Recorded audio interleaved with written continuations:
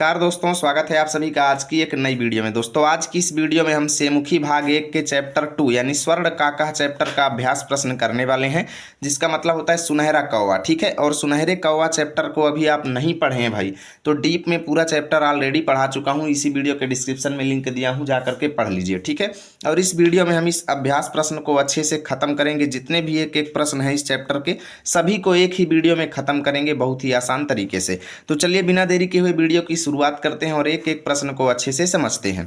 तो यहाँ पर पहले का आ नंबर क्वेश्चन कहता है एक पदेन उत्तरम लिखत, अर्थात एक शब्द में उत्तर दीजिए। ठीक है, तो का नंबर क्वेश्चन है कि माता काम आदिशत, यानी माता ने किसको आदेश दिया।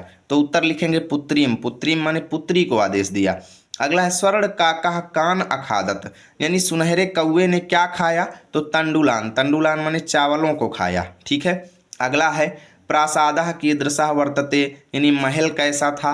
तो उत्तर में लिखेंगे स्वर्णमयम, माने सुनहरा महल था। ठीक है, अगला है ग्रहम आगत्य तया का समुद्घाटिता, यानी घर आकर के उसने क्या खोला। तो मंजूसा, मंजूसा माने पेटियों को खोला, यानी सुनहरे कौआ ने उनको जो पेटी दिया था उस पेटी को वो आकर के घर में खोलती है। ठीक है, तो आप लिखेंगे मंजूसा। अंगा नंबर क्वेश्चन है लोभाविष्टा बालिका कीदृशी मंजूसाम नयति। लोभाविष्टा माने लालची बालिका ने, कीदृशी माने कैसी, मंजूसाम माने पेटी को, नयति माने ले आई। यानी कि जो लालची बालिका गई थी उसने कैसी पेटिका को चुना, कैसी पेटिका को लेकर के आई। तो बृहत्तमाम माने बहुत बड़ी, यानी जो सबसे बड़ी पेटी थी उसी को उसने चुना। जबकि पहली बार जो पुत्री गई हुई थी वो लालची नहीं थी, उसने छोटी से छोटी पेटी को चुना था। ठीक है, और इसलिए उसका भला भी हुआ था। लेकिन इसको बहुत ज़्यादा नुकसान हुआ, जब उसने खोला तो उसमें देखा काला सांप निकला। ठीक है, तो ये चैप्टर जो लोग पढ़े हैं वो समझ रहे हैं मैं क्या चीज़ कहना चाहता हूँ, जो लोग नहीं पढ़े हैं वो नहीं जान पाएंगे। ठीक है, तो आ नंबर क्वेश्चन है अधोलिखिता नाम प्रश्न नाम उत्तराणी संस्कृत भाषायाम लिखत, यानी अधोलिखित प्रश्नों का उत्तर संस्कृत भाषा में लिखिए। नीचे दिए गए प्रश्नों का उत्तर संस्कृत भाषा में देना है।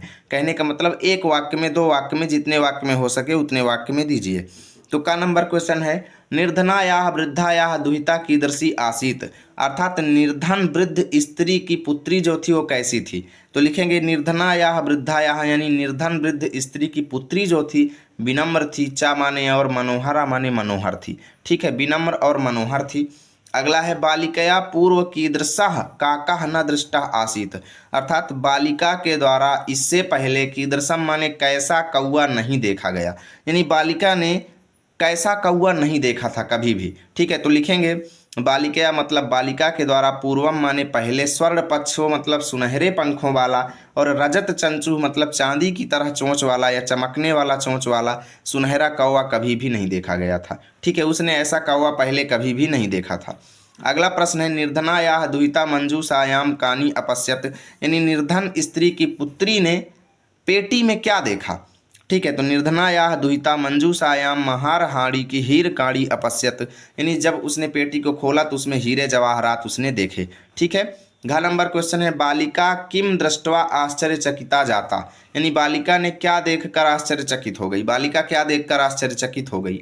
तो लिखेंगे बालिका वृक्षस्य उपरि स्वर्णमयम प्रासादम दृष्ट्वा आश्चर्यचकिता जाता, यानी बालिका जो है वृक्ष के ऊपर बने हुए सुनहरे महल को देख करके आश्चर्यचकित हो गई। ठीक है, चलते हैं अगले पेज पर। हाँ जी, हम आ चुके हैं अगले पेज पे, जहाँ पर अंगा नंबर क्वेश्चन कहता है गर्विता बालिका मतलब घमंडी बालिका ने कीदृशम माने कैसा, सोपानम माने सीढ़ी, अयाचत माने मांगा, यानी कैसी सीढ़ी को मांगा। उस महल में चढ़ने के लिए जो घमंडी बालिका थी उसने कैसी सीढ़ी को मांगा, और कीदृशम च प्राप्नोत, यानी कैसी सीढ़ी उसको मिली। तो लिखेंगे गर्विता बालिका स्वर्णमयम सोपानम अयाचत ताम्रमयम च प्राप्नोत, यानी घमंडी बालिका ने सुनहरी सीढ़ी यानी सोने से बनी हुई सीढ़ी को मांगा, जबकि उसको तांबे की बनी हुई सीढ़ी मिली। जबकि जो पहली बार जो पुत्री गई थी उसने तांबे की मांग किया था तो उसको सोने की सीढ़ी मिली थी। ठीक है, तो दूसरे का नंबर क्वेश्चन है अधोलिखिता नाम शब्दा नाम विलोम पदम पाठात चित्वा लिखत, यानी नीचे दिए गए शब्दों के विलोम शब्द पाठ से चुन करके आपको लिखना है। ठीक है, तो पश्चात माने बाद में, तो पूर्वम माने पहले, हंसितुम माने हंसते हुए, तो रोदितम माने रोते हुए, अधः माने नीचे, तो ऊपर माने ऊपर, श्वेत माने सफेद, तो कृष्णा माने काला, सूर्यास्त माने सूर्यास्त, सूर्योदय माने सूर्योदय, सुप्त का प्रबुद्धा। ठीक है, सुप्त माने मूर्ख या कह लो प्रबुद्धा माने विद्वान हो गया। ठीक है, तो दूसरे के का नंबर में इतने थे। अब ख नंबर में दिया गया है संधिम कुरुत, यानी संधि हमको करना है, दिए गए शब्दों को मिला करके नया शब्द बनाना है। ठीक है, तो नी धन अवसत तो बन गया न्यवसत, क्या बन गया न्यवसत। सूर्य धन उदय तो मिल गया सूर्योदय बन गया। वृक्षस्य धन उपरी तो बन गया वृक्षस्योपरि, क्या बना वृक्षस्योपरि। अगला है ही धन अकार्यत तो बन गया ह्यकारयत। ठीक है, चा धन एकाकनी तो बन गया चैकाकनी। इति धन उक्त्वा तो बन गया इत्युक्त्वा। प्रतिधन अवदत्त तो बन गया प्रत्योदत्त। प्रधन उक्तम तो बन गया प्रोक्तम। अत्र धन एव तो बन गया अत्रैव। तत्र धन उपस्थिता तो बन गया तत्रोपस्थिता। ठीक है, यथा धन इच्छम तो बन गया यथेच्छम। इस तरीके से आपके संधि विच्छेद हो जाएंगे। चलते हैं अगले पेज पर, लेकिन अभी तक भाई लोग वीडियो को लाइक नहीं किए हैं तो यार लाइक कर दो। तो हम आ चुके हैं तीसरे प्रश्न पर, जहां पर तीसरा प्रश्न कहता है स्थूल पदान्याधिकृत्य प्रश्न निर्माणम कुरुत। यानी आपकी जो बुक है उसमें ये अंडरलाइन किए गए शब्दों को यानी डार्क करके दिया गया है, यानी कि स्थूल करके दिया गया है, बड़े करके दिए गए हैं और बोला गया है जो शब्द डार्क किए गए हैं उन शब्दों की जगह पर आप प्रश्नवाचक शब्द लगाइए और एक प्रश्न बनाइए। ठीक है, तो उन शब्दों को मैं यहाँ पर डार्क तो कर नहीं सकता, इसलिए मैंने लाइनिंग कर दिया है उन शब्दों के नीचे। ठीक है, तो पहला प्रश्न है कि ग्रामे मतलब गांव में निर्धन स्त्री रहती थी, तो इसका प्रश्न बन जाएगा निर्धना स्त्री की जगह लिख देंगे का, यानी ग्रामे का औसत, यानी गांव में कौन रहती थी, और लास्ट में प्रश्नवाचक चिन्ह लगा देंगे। अगला है स्वर्ण का कम निवारयंती बालिका प्रार्थयत। ठीक है, तो यहाँ पर लिख देंगे कम निवारयंती बालिका प्रार्थयत, यानी बालिका की प्रार्थना का निवारण किसने किया, कम निवारयंती बालिका प्रार्थयत। ठीक है, ग नंबर क्वेश्चन है सूर्योदयात पूर्वम एवं बालिका तत्रोपस्थिता, यानी सूर्योदय से पहले ही बालिका वहां पर उपस्थित हो गई, तो लिख देंगे कस्मात पूर्वम एवं, यानी किससे पूर्व बालिका वहां पर उपस्थित हुई। यानी इस शब्द की जगह हमें प्रश्नवाचक शब्द लगा करके एक वाक्य यानी प्रश्नवाचक वाक्य बनाना है। अगला है बालिका निर्धन मातुः दुहिता आसीत, यानी बालिका निर्धन माता की पुत्री थी, तो बालिका कस्याह दुहिता आसीत, यानी बालिका किसकी पुत्री थी, ये भी एक प्रश्न बन गया। अगला है लुब्धा वृद्धा स्वर्ण काकस्य रहस्यम अभिज्ञातवती, यानी कि लुब्धा वृद्धा यानी लालची स्त्री सुनहरे कौए के रहस्य को जान गई। ठीक है, तो इसमें बना देंगे लुब्धा वृद्धा कस्य रहस्यम अभिज्ञावती, यानी लालची वृद्धा ने किसके रहस्य को जान गई। ठीक है, तो इस तरीके से ये सारे प्रश्न में से, ये वाक्यों में से आपको प्रश्न बनाना था, वो भी हो गया। चौथा है दोस्तों प्रकृति प्रत्यय संयोगम कुरुत, यानी कि प्रत्यय का संयोग करके नया शब्द हम लोगों को बनाना है। शुरू में 2-3 शब्द दिए गए हैं और अंतिम वाले शब्द हमारे प्रत्यय हैं। ठीक है, ये सारे हमारे प्रत्यय हैं जो अंतिम में दिए गए हैं, और इनको मिला करके क्या बनेगा इधर लिखा गया है। विधन लोक धन ल्याप प्रत्यय लगाएंगे तो बनेगा विलोक्य। निधन छिप धन ल्याप प्रत्यय लगाएंगे तो निक्षिप्य बनेगा। आधन गम धन ल्याप प्रत्यय लगाएंगे तो आगम्य बनेगा। दृष्ट धन अक्त्वा प्रत्यय लगाएंगे तो दृष्टवा बनेगा। सी धन अक्त्वा प्रत्यय लगाएंगे तो सहित्वा बनेगा। लघु धन तम प्रत्यय लगाएंगे तो लघुतम बनेगा। ठीक है, सारे प्रत्यय मैं ऑलरेडी अलग से वीडियो में पढ़ा रखा हूं, तो प्रत्यय आप नहीं पढ़े हैं तो आप पढ़ लीजिए प्रत्यय, तो इन प्रश्नों को करने में आपको आसानी होगी। पांचवा प्रश्न है कि प्रकृति प्रत्यय विभागम कुरुत, यानी शब्द दिए गए हैं और शब्द से अब प्रत्यय को अलग करना है। ठीक है, शब्दों को अलग करना है, प्रत्यय को अलग करना है। सेम वही क्वेश्चंस नीचे भी कॉपी पेस्ट किए गए हैं, बस 1-2 प्रश्न नए किए गए हैं। जैसे रोदितम को तो रुद धन तुमुन, यहाँ पर तुमुन प्रत्यय है। ठीक है, तो रुद धन तुमुन। अगला है दृष्टवा, तो दृश्य प्लस अक्त्वा, दृश्य हो गया और अक्त्वा हो गया। ठीक है, विलोक में ल्याप प्रत्यय है तो बी धन लोक धन ल्याप। निक्षिप में नी धन छिप धन ल्याप। ठीक है, आगत्य में आ धन गम धन ल्याप प्रत्यय। सहित्वा में सी धन अक्त्वा प्रत्यय। लघुतमम में लघु धन तम प्रत्यय। ठीक है, तो वही वाक्य थे, नीचे आपको सेम टू सेम दिए गए हैं, उनमें आपको प्रत्यय लगाना था और इसमें प्रत्यय अलग करना है। ठीक है, चलिए आगे चलते हैं। अब देखिए यहाँ पर 6वां प्रश्न कहता है कि अधोलिखितानि कथनानि कह का कम काम च कथयति, यानी नीचे दिए गए शब्दों में ये बताइए कि इधर जो कथन दिए गए हैं इन कथनों को कह माने कौन या का माने कौन सी स्त्री, यानी किस स्त्री या किस पुरुष ने कम काम मतलब किससे क्या कहा, यानी किसने किससे क्या कहा। आप नीचे दिए गए वाक्यों को देखकर बताइए कि ये वाक्य जो दिया गया है किसके द्वारा कहा गया और किससे कहा गया।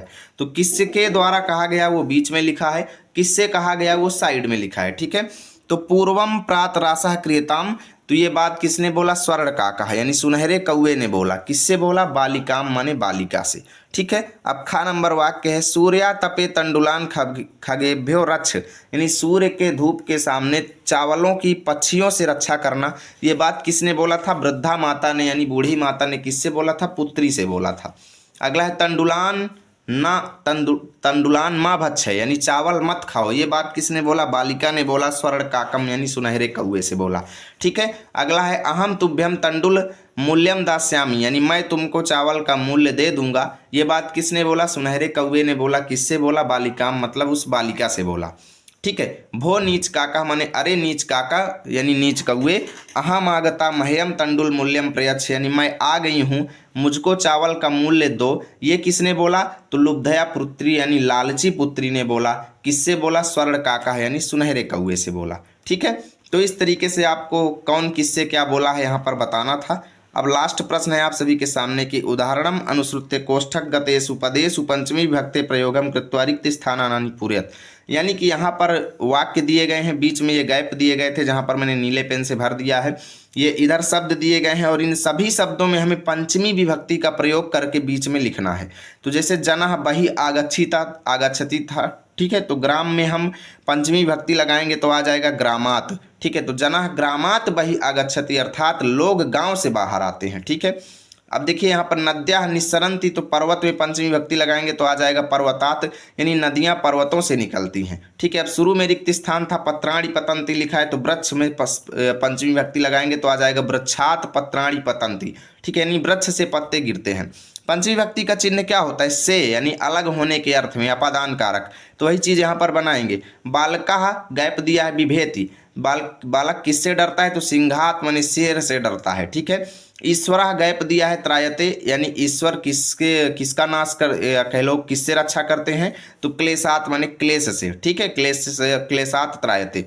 अगला है प्रभु भक्तम पापात निवारयंती, तो पाप में हमने यहाँ पर पंचमी विभक्ति लगा दिया और बन गया पापात, यानी प्रभु जो है भक्तों को पाप से निवारित करते हैं, पाप से दूर करते हैं। इस तरीके से हमने सारे प्रश्नों को कर लिया और उम्मीद करता हूँ वीडियो आपको बहुत ज़्यादा अच्छी लगी होगी। प्लीज़ वीडियो को लाइक कीजिए, दोस्तों के पास भर भर के शेयर कीजिए। मिलेंगे आप सभी के साथ अगली वीडियो में, तब तक के लिए जय हिंद जय भारत।